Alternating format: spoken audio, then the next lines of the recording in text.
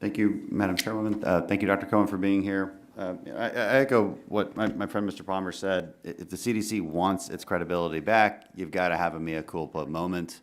You're in the perfect position to do it because you had nothing to do with their decisions at the time. So there's no reason to defend it. The data is the data. The data is very clear now. You can blame it on hindsight. You can blame it on, we didn't know as much as we know now at the time. You can do all sorts of things, but you can tell the truth, and then the public will start trusting the CDC again. You can say, it's okay to say, it didn't make any sense to shut down schools. The data shows that now. Didn't make any sense to do major lockdowns. The data shows that now. Doesn't make sense to mask kids. Data shows that now. It's okay to say it.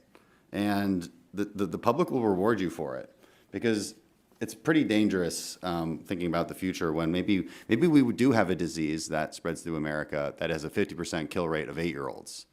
Then you better mask up. Then you better really start thinking about things. But you know what? They're not going to trust you because you refuse to even say that you were wrong. And you weren't even wrong, so you might as well just say that others were wrong. That's just some advice, unsolicited. I have major questions. I can read a long list of agencies that kind of seem to do the same thing. BARDA, ASPR's, CDC, there's like a defense bio something, NIH. There's a lot of overlap here. I mean, what is the difference between ASPR's and CDC? Well, thank you, Representative Crenshaw. So CDC does provide the scientific evidence and technical expertise, particularly related to infectious disease and other health threats. ASPR provides emergency response, so I would say to any kind of threat, a hurricane to an infectious disease threat. So they can bring in resources, whether it's people or stockpile resources, but it's really CDC and that technical expertise that decides, well, where do you deploy it, how, for what purpose? So it's a partnership. You can't have one without the other, and we do work very, very closely together to make sure that we're coordinated. It seems like a lot of overlap, and there's a ton of academic research that happens at CDC, and I think we have real questions. And the CDC has never been authorized. That's another fun fact.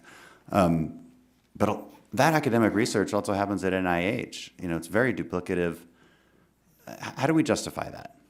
So I do think that they are separate types of portfolios. NIH is doing evidence generation. The kind of work that CDC is doing is detection. Are we detecting threats and then responding to them and understanding what best practices work to make sure that we are keeping folks healthy? So that is the work that we are focused on in CDC and in public health. Again, NIH, incredibly important research portfolio. But and I appreciate your intent to create a more operational CDC, but because it's not there right now. We have really no biodetection system. I know you want more of it. I know we talked about wastewater in our previous conversations, and that's all good. I like that a lot, but I do have more questions. I know Mr. Griffith asked about this, but there was a hidden biolab out in California.